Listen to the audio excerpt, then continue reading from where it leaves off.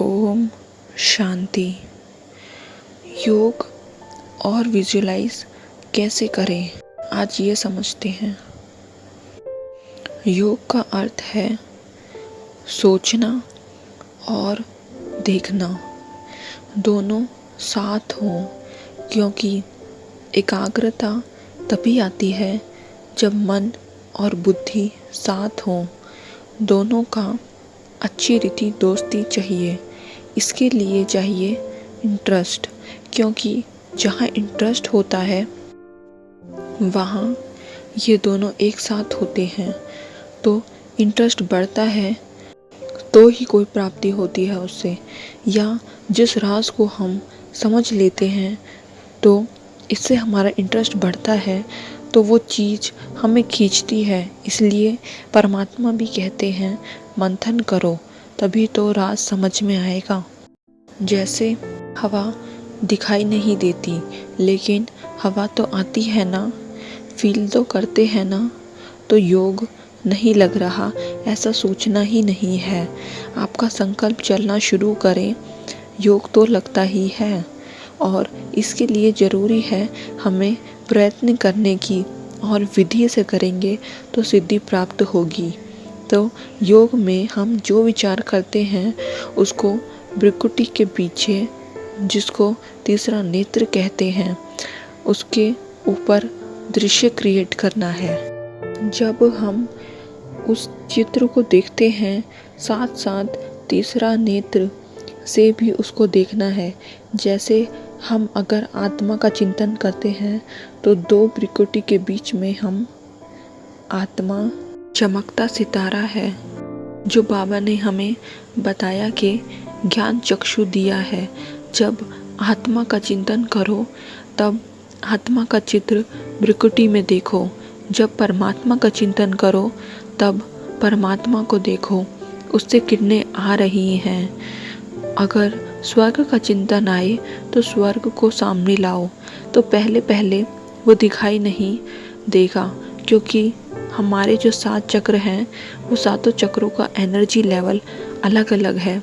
जैसे पृथ्वी से पतली एनर्जी पानी की है, पानी से पतली एनर्जी अग्नि की है, अग्नि से पतली वायु की, वायु से पतली आकाश, और आकाश से भी पतली हमारे ईधर शक्ति और आत्मा की है, और सबसे पतली सबसे सूक्ष्म एनर्जी परमात्मा की है, ब्रह्मांड की है। इसलिए हम सिर्फ पृथ्वी के लेवल पर हैं। स्थूल चीज़ें देखना इजी लगता है, लेकिन सूक्ष्म को नहीं। तो जैसे अभ्यास बढ़ेगा वैसे एनर्जी लेवल अलग अलग होता जाएगा, इसलिए समय लगता है। तो धीरे धीरे रोज़ प्रयत्न करने से पॉजिटिविटी बढ़ेगी। दिनचर्या मनचर्या सेट होने से हमारी बुद्धि दिव्य बनेगी। आत्मा के पास तीसरा नेत्र है, दिव्य बुद्धि है।